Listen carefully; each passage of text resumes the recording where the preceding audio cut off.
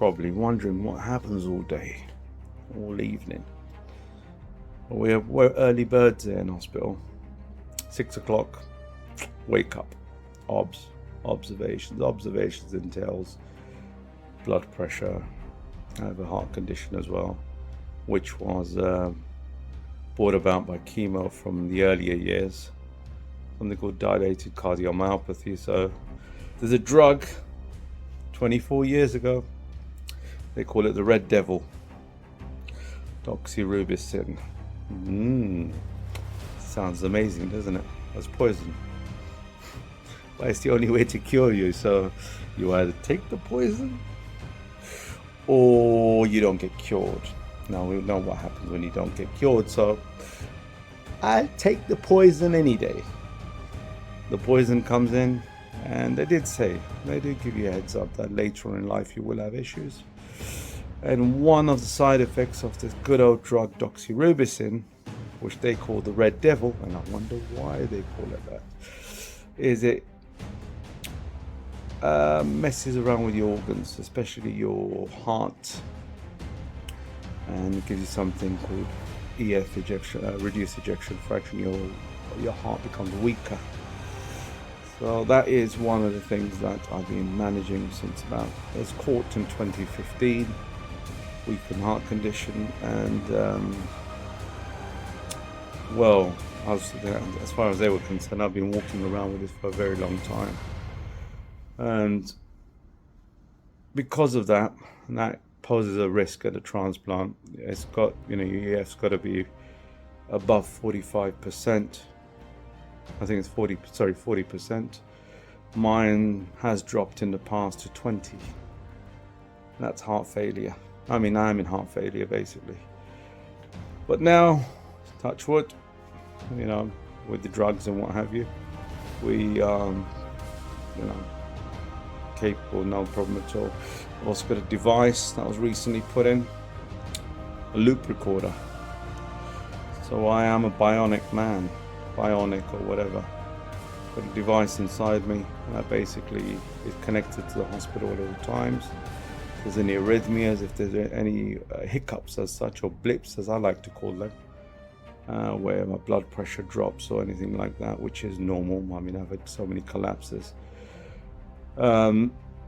It sends an alert to the hospital straight away, and obviously they're able to see what caused it. And the main thing is trying to find out what the underlying cause is, because even now we don't know whether it's the drugs, it's the so many things going on. So but heart is functioning well. So we have a regular checkup, observation check, saturation checks. So saturation, pulse, temperature, very important one with me, because if I spike, that's it. I'm in for a bit of a nice, fantastic little journey, should I say? Where if salts drop, or if your body salts drop, and especially that happens when you're perspiring, when you're trying to manage these temperatures, and your salts drop, your mind's confused. You go through all sorts of different phases. We'll explain those in many different other videos. It does get a bit hallucinogenic, should I say. And then obviously I think at 7 o'clock we've got our good old friends, the phlebotomists, who come in, take your bloods, regularly checked up. 8 o'clock breakfast served, so you've got to be up prior to that, otherwise you miss breakfast. And then if you don't fancy anything here, pop downstairs, there's a cafe down there, and that's really it. So then you got the day to yourself, so you got to manage that time, visiting times after 2 till about 8 in the evening. Drugs, 9 o'clock, it's about 12 tablets, which steroids are included, all sorts of other drugs, injections. which are immunosuppressants, chemo drugs, tablet form at the minute. So you go through that.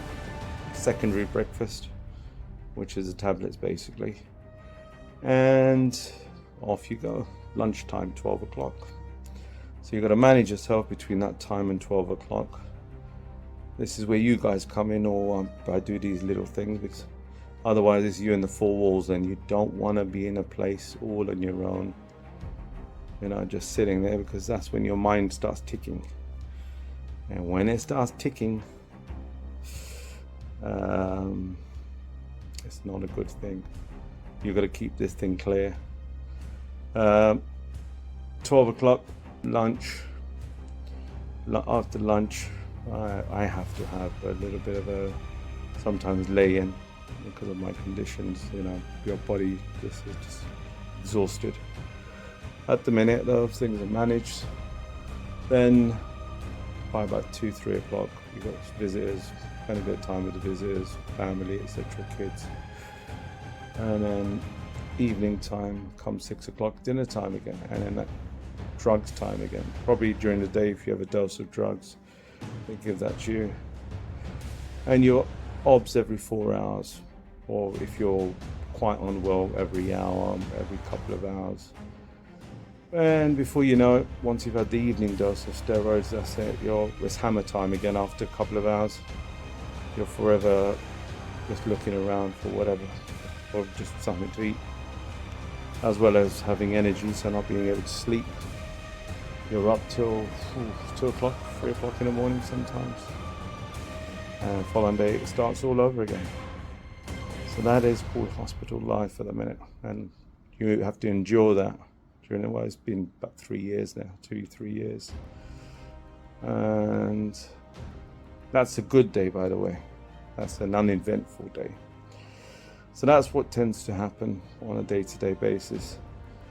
You can't really focus on anything else, to be honest with you. I wouldn't want to do anything else. Like, there's a lot of things I could potentially do, but I am a bit of an extremist, so it's either all or nothing for me.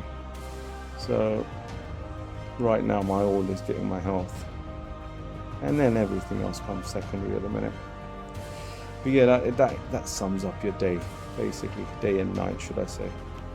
So you'll be seeing a lot of me over the next period of time, because I've got a couple of months, 3 months more, of which I'm going to be in here, shifted between hospitals. And then the recovery could be 6 months, 8 months, whatever. It depends. But we'll get to that when we get to that. Let's get through each stage as it comes.